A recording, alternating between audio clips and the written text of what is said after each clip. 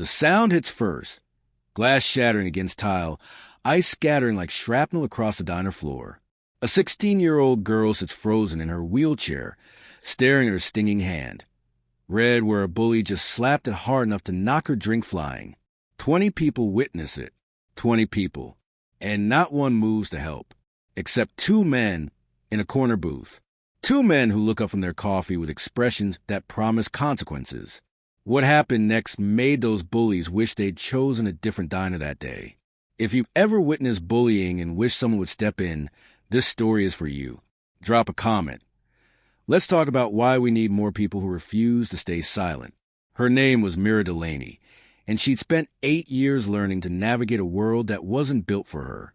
16 years old, bright eyes, sharp wit, and a wheelchair that had been part of her life since age 8, when meningitis ravaged her body and left her legs paralyzed.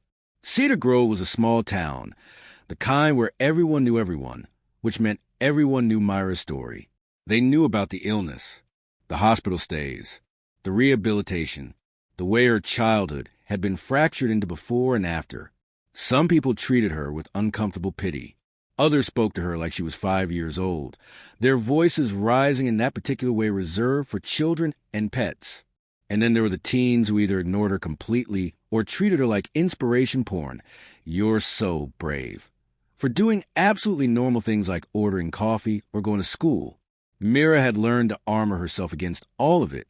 The stares, the invasive questions, the assumptions that her disability defined everything about who she was. But the diner, the little corner establishment on 3rd Street with vinyl booze and coffee that tasted like it had been brewing since the 1970s, that was her sanctuary. Every Thursday afternoon, after physical therapy left her muscles aching and her spirit worn, Mira would wheel herself 3 blocks to the diner, would order her usual, cherry pie with vanilla ice cream and a Coke, would sit in her favorite booth by the window and just exist for an hour. Not as that girl in the wheelchair, not as inspiration or tragedy or pity project, just as Mira, a teenager who liked pie and people watching and the comfortable anonymity of a place where no one expected anything from her. She'd adapted to her world with remarkable efficiency, modified utensils that fit her grip better, techniques for transferring from wheelchair to booth that made it look effortless. Ways of navigating spaces designed for bodies that worked differently than hers. To the casual observer, Mira had conquered the physical challenges of her disability. And she had, mostly, but the social ones, those still cut deep, the casual cruelty of strangers, the architectural exclusion of buildings with steps but no ramps, the exhausting labor of constantly educating people who should know better. The bone-deep weariness of fighting for basic dignity every single day. Mira had learned to be strong because she had no choice. But strength gets exhausting when no one else shares the burden. That Thursday started like any other. It wouldn't end that way. Mira was halfway through her pie when 3 teens slouched into the booth directly across from hers. She noticed them immediately, hard not to when they came in loud, shoving each other and laughing at jokes that probably weren't funny. High school kids, probably 17, the kind who mistook meanness for personality and cruelty for humor. The leader was obvious. Brent, tall, athletic build, the swagger of someone who'd never faced real consequences. His 2 friends orbited him like moons around a planet, eager for his approval.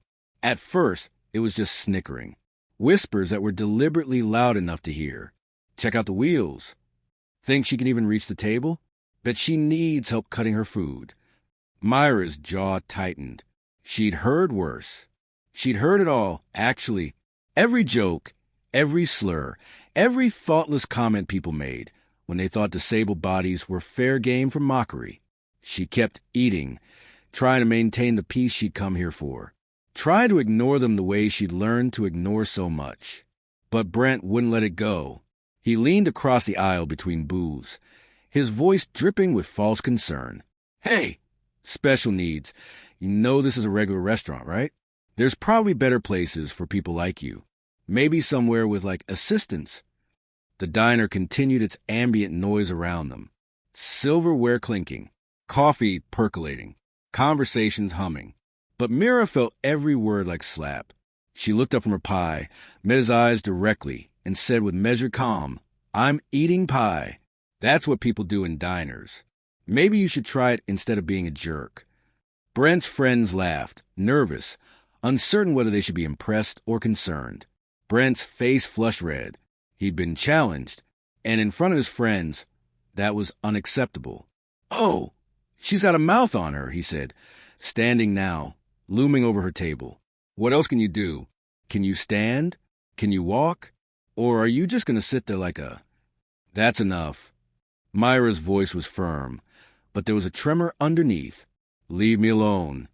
She reached for her drink, trying to signal that the conversation was over, trying to reclaim her space, her dignity, her afternoon. That's when Brent did it. In a moment of pure, calculated cruelty, he reached out and slapped her hand, hard, just as her fingers closed around the glass. The cup flew from her grip.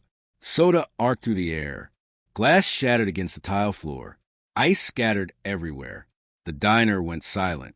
The kind of silence that feels like a hell breath, like everyone waiting to see what happens next. Myra's hand stung. Her eyes watered, not from physical pain, but from the crushing humiliation of being targeted, assaulted, made small in a room full of witnesses. 20 people, 20 witnesses, all frozen. If you've ever been in a situation where you knew something was wrong, but didn't know what to do, hit that like button, because what happens next will remind you why we can't afford to stay silent. The waitress stood behind the counter, mouth open but no words coming out. An older couple in a nearby booth exchanged glances, uncomfortable, guilty, but motionless. A mother with a young daughter physically turned her child away from the scene, as if violence could be unseen if you just didn't look at it. Everyone saw. No one acted. Brent and his friend were laughing now, high-fiving each other like they'd accomplished something worth celebrating, like cruelty was an achievement. Mira gripped her wheelchair handles, knuckles white, determined not to give him the satisfaction of seeing her cry. She'd faced bullying before, had developed thick skin out of necessity, but public humiliation never got easier. Each incident was a fresh wound, a reminder that some people would always see her disability before her humanity. She started gathering her things. Better to leave with whatever dignity she had left than to sit here as entertainment for cruel teenagers and an audience too cowardly to intervene. The silence stretched, thick and uncomfortable. The waitress finally moved, grabbing a towel and dustpan, hurrying over to clean up the spilled drink. But she kept her eyes down, refusing to meet Myra's gaze as she muttered, "Sorry, honey." Sorry for what? For the spill? For not stopping it? For the fact that cruelty had happened in her establishment, and she'd done nothing? The older couple whispered urgently to each other. "Should we say something?" "I don't know, it's not really our place." "But those boys—" "Someone else will handle it." Someone else. Always someone else. The mother with the young daughter gathered their things and left entirely, hurrying out the door as a proximity to conflict might contaminate them. Better to remove yourself than to involve yourself. Mira felt it all. The weight of being abandoned by a room full of adults who knew better but chose comfort over courage. She'd been here before, in different contexts, with different people. The invisible girl, everyone pitied but no one defended. This was the real disability, she thought bitterly. Not her legs, but the way people looked at injustice and chose to look away. She reached for her bag, ready to leave before the tears fell, ready to wheel herself back out into the rain and pretend this was fine. She was fine. Everything was always fine. But then something shifted. 2 men at a corner booth, casually dressed, had been there for at least an hour nursing coffee and occasionally glancing at phones. Stood up. Their easy demeanor had vanished, replaced by something harder, purposeful. They didn't rush, didn't shout, just walked over with the kind of deliberate calm that made Brent's laughter falter. In that moment, Mira learned something she'd always suspected. Most people care more about their own comfort than someone else's dignity. But not everyone. The taller man spoke first, his voice level but carrying the weight of absolute authority. "I think you gentlemen need to come with us." Brent turned, his smirk still in place but uncertainty creeping in at the edges. "Who the hell are you? Her dads or something?" His friend snickered, but the sound was hollow now. They could sense something had changed, that the dynamic had shifted in a way they didn't understand yet. The two men exchanged a glance. Then, moving in perfect synchronization, they reached into their jackets. Badges. Federal agent badges. Unmistakable, official, undeniable. The diner collectively gasped. Several patrons leaned forward to confirm what they were seeing. The waitress dropped her towel. "Agent Colton Marsh, FBI," the taller man said, his voice carrying across the now silent room. "This is Agent Prieto Vega. We just witnessed you assault this young woman. So yes, you're coming with us." The color drained from Brent's face. So fast, he looked like he might pass out. "Assault?" His voice cracked on the word. "I barely touched her. It was just a joke. We were just messing around." Prieto Vega stepped forward, his voice quieter than his partner's, but somehow more menacing. Hitting someone without their consent is assault.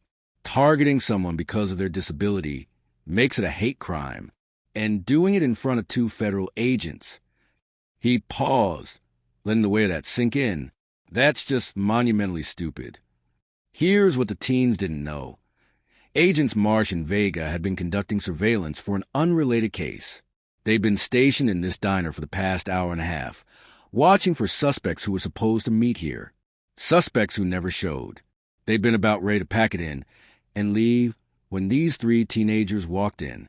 They'd watched the escalation, heard the cruel comments, seen Myra's attempt to deflect, to de-escalate, to just eat her damn pie in peace. And they'd waited, hoping someone else would intervene, giving the community a chance to police itself. When Brent slapped Myra's hand and that drink went flying, that calculation ended. Their case could wait. This couldn't. "I want to call my dad," Brent said, voice small now, all bravado evaporated. "You can't just—" "You can call your parents from the police station," Marsh said, already pulling out his phone to contact local law enforcement. "They're going to love explaining to them why you're being charged with assault and possibly a hate crime." The two friends tried to back away, but Vega's expression stopped them. "You two are accessories. You participated in the harassment, so you're coming too." Within minutes, a Cedar Grove police cruiser pulled up outside. The agents escorted all three boys out of the diner, professional and efficient. Several patrons pulled out phones to record, though the agents hadn't asked for witnesses. They didn't need them. They'd seen everything. Before they left, Marsh turned back to Mira. His expression softened, the hard edge of authority giving way to genuine concern. "Are you okay? Do you need medical attention?" Mira shook her head, still processing what had just happened. Her hand was red, but not seriously hurt. Her pride was wounded, but not broken. "We're sorry we didn't step in sooner," Marsh continued, and there was real regret in his voice. "We were hoping someone else would. Hoping this community would protect one of their own. But what happened to you? That's not okay. It's not normal teenage behavior. It's criminal, and you deserve better." Those words, simple, direct, true, broke through Myra's carefully constructed armor. She'd heard 1,000 "I'm sorries" in her life. Most of them were for her disability. People apologizing for her paralysis, as if it was something done to her that required their sympathy. But this sorry was different. This was for the injustice, for the assault, for the fact that a room full of people had watched her be humiliated and done nothing. This sorry acknowledged that what happened wasn't about her disability. It was about cruelty, and cruelty deserved consequences. If you believe people in positions of power should use it to protect the vulnerable, drop a comment saying, "This is what justice looks like," and share this story. Someone needs to hear it today. After the agents left with the boys, after the police cruiser pulled away with its lights flashing, the diner slowly came back to life. But everything felt different now. The air had changed. The social contract had been rewritten in the span of 10 minutes. The waitress returned to Myra's table with fresh pie, on the house, and this time she met Myra's eyes. "I should have said something. I'm so sorry I didn't. You're welcome here. Always." The older couple approached next, apologetic and ashamed. "We should have helped you. We're sorry. We'll do better." Even the cook came out from the kitchen, wiping his hands on his apron. "Those kids are banned. Permanently. I don't care whose children they are. You're always welcome here, Mira. I mean that. Mira accepted the apologies, still processing everything that happened. The assault, the silence, the intervention, the justice. What had just happened wasn't just about stopping bullies. It was about being defended, being valued, being told that her dignity mattered, that she deserved protection, that what happened to her was wrong. She'd spent 8 years learning to fight her own battles because experience had taught her no one else would. She'd become self-sufficient out of necessity, not choice. Had developed a thick skin because vulnerability felt too dangerous when you couldn't count on anyone to have your back. But today, strangers had fought for her, not because they pitted her wheelchair, not because they saw her as helpless or fragile or in need of special treatment, but because they'd witnessed injustice and refused to let it stand. The agents hadn't seen a disabled girl who needed protection.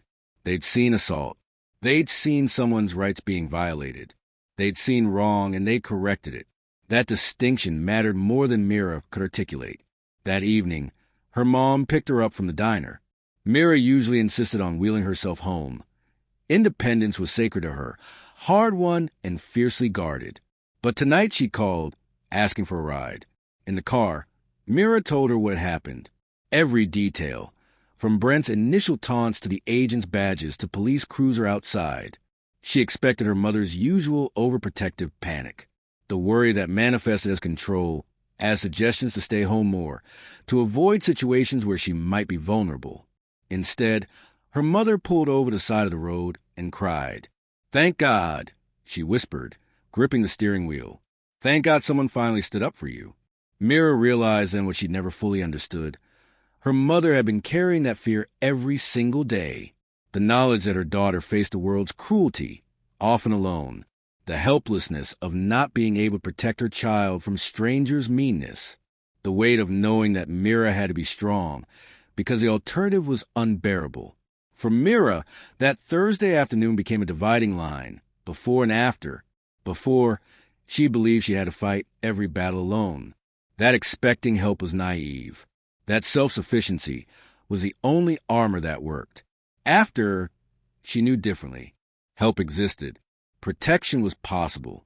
Community could show up, even if it sometimes took too long to arrive. The world hadn't suddenly become safe, but it had become less lonely. Let's sit with an uncomfortable truth for a moment. 20 people watched a disabled teenager get assaulted in a public space. Only 2 intervened. Why? Psychologists call it the bystander effect.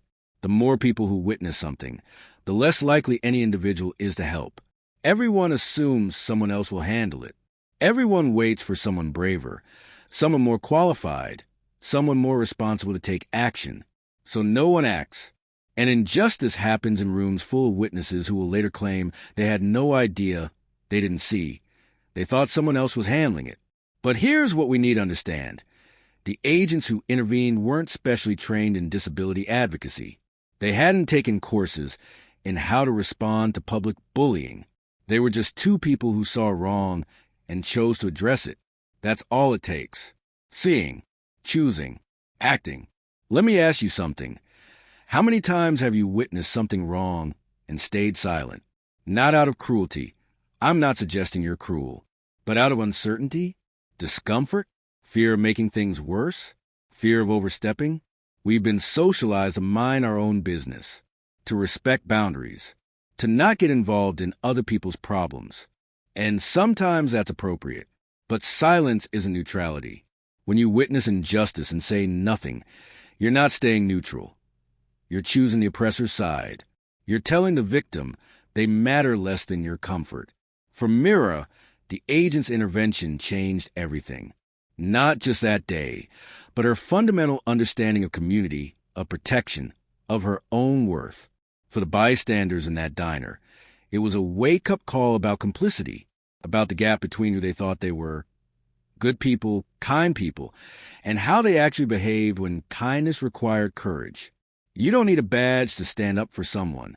You don't need special training or authority or permission. You just need to believe that someone else's dignity matters as much as your own comfort. You need to be willing to make things awkward, to disrupt the peace. to become the kind of person who says that's not okay when everyone else stays silent. 1 month later, Mira still comes to the diner every Thursday. But everything's different now. The waitress knows her order before she says it. The cook waves from the kitchen when she comes in. Regular patrons ask about her week, remember details from previous conversations. Treat her like she's part of the community fabric rather than a curiosity passing through. The agent's intervention didn't just stop one incident. It shifted the entire culture. The community had been given permission, no, a mandate, to care, to protect, to speak up. They'd been shown what courage looked like, and some of them decided to try it themselves. Mira received a letter from the FBI field office 2 weeks after the incident. A formal acknowledgement of what had happened, resources for reporting future incidents, and a handwritten note from Agent Marsh that said simply, "You deserve better that day. We're glad we could help. Don't ever let anyone make you feel small." She kept that note in her wallet, reading it on the days when the world felt heavy. But more than that, something had changed in Mira herself. She was still strong. That hadn't changed. Probably never would. Still independent. Still fierce. Still refusing to let her disability define her limitations. But she'd stopped believing she had to carry every burden alone. She started speaking at local schools about disability rights and bystander intervention. Became the voice she'd wished she'd had when she was younger, when cruelty felt inevitable and protection felt impossible. She told students about that Thursday in the diner, about the silence, about the intervention, about what it means to be the person who speaks up instead of the person who looks away. And slowly, one conversation at a time, one school assembly at a time, Cedar Grove became a different kind of town, the kind where people looked out for each other, where silence in the face of cruelty became unacceptable. If the story moved you, share it. Drop a comment. Have you ever stood up for someone when no one else would? Or have you been like Mira, waiting for someone to defend you? Let's build a community of people who refuse to stay silent. Subscribe to Earthly Tales for more stories that challenge us to be better humans. That rainy Thursday in Cedar Grove, a disabled teen learned she wasn't alone. 2 federal agents learned that their job wasn't just about federal cases. It was about protecting the vulnerable wherever they encountered them. And 20 bystanders learned that silence has consequences they'd have to live with. The bullies? They faced charges, completed community service, were mandated to attend education programs about disability rights and hate crimes. Whether they learned anything is unclear, but they learned at least one thing.